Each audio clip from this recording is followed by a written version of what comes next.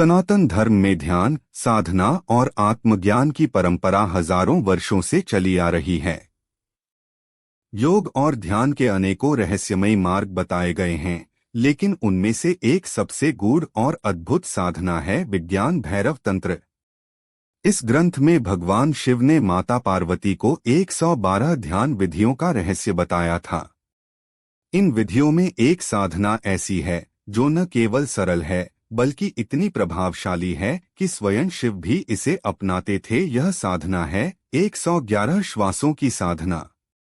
आज हम आपको बताएंगे कि यह साधना क्या है, इसे कैसे करना है, इसका रहस्य क्या है और क्यों इसे मैनिफेस्टेशन और आत्मबोध की सर्वश्रेष्ठ विधि माना गया है। विज्ञान भैरव तंत्र का परिचय। विज्ञान भैरव तंत्र कोई साधारण ग्रंथ नहीं है।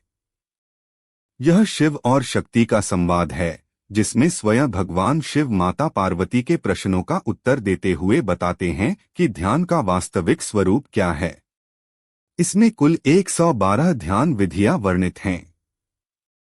हर विधि अलग अलग साधकों के लिए है, क्योंकि प्रत्येक व्यक्ति की मानसिकता, ऊर्जा और प्रवृत्ति अलग होती है।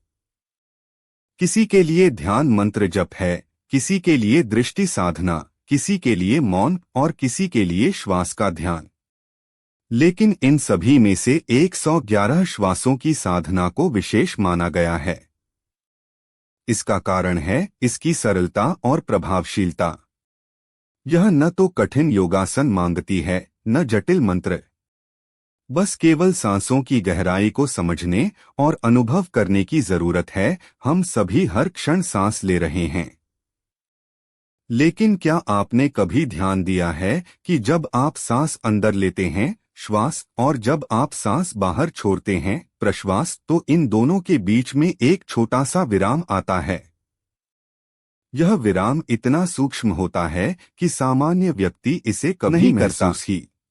शिव कहते हैं श्वास प्रश्वास योग्य गति विरोध सु अंतर भैरवी स्थिति, अर्थात श्वास और प्रश्वास के बीच जो सूक्ष्म ठहराव है, उसी में भैरवी की दिव्य स्थिति का अनुभव होता है। यही वह अवस्था है जहां साधक साधारण विचारों से मुक्त होकर दिव्यता का अनुभव करता है। इस अवस्था में न अतीत का बोझ होता है, न भविष्य की चिंता, केवल वर्तमान का अनुभव होता है। और यही है ध्यान की पराग। 111 श्वासों की साधना का अभ्यास कैसे करें? अब प्रश्न आता है, इस विधि का अभ्यास कैसे किया जाए?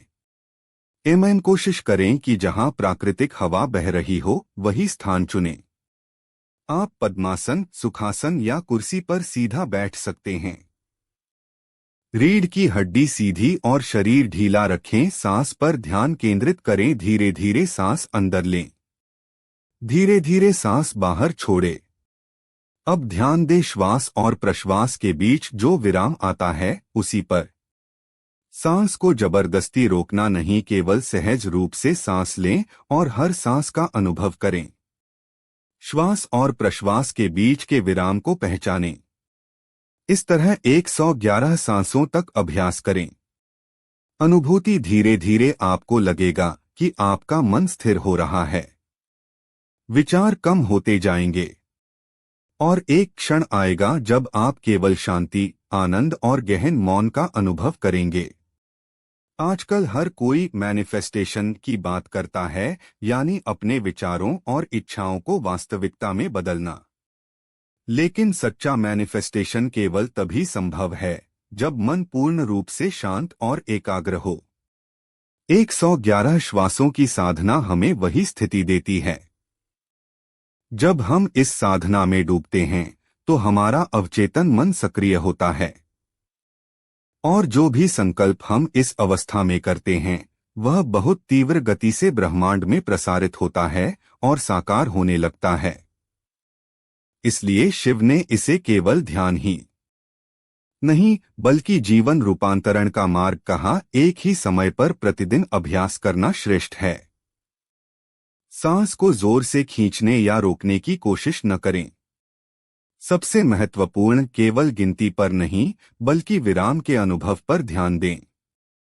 111 श्वासों की साधना से मिलने वाले लाभ अद्भुत हैं। मन की चंचलता धीरे धीरे समाप्त होती है, तनाव और चिंता खत्म होने लगती है।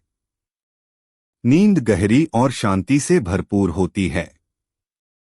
इच्छा शक्ति और आत्मविश्वास बढ़ता है। साधक का आकर्षण और व्यक्तित्व निखरने लगता है। और सबसे महत्वपूर्ण, संकल्प सिद्धि यानी मैनिफेस्टेशन की शक्ति प्रकट होती है।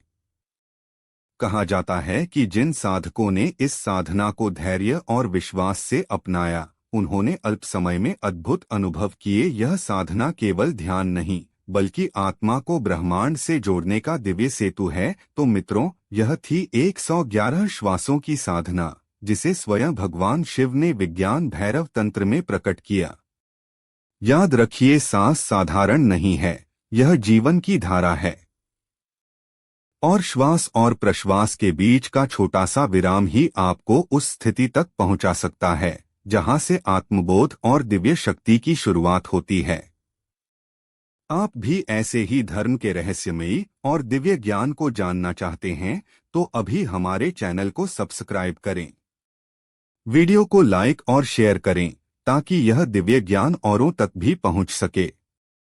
हर हर महादेव।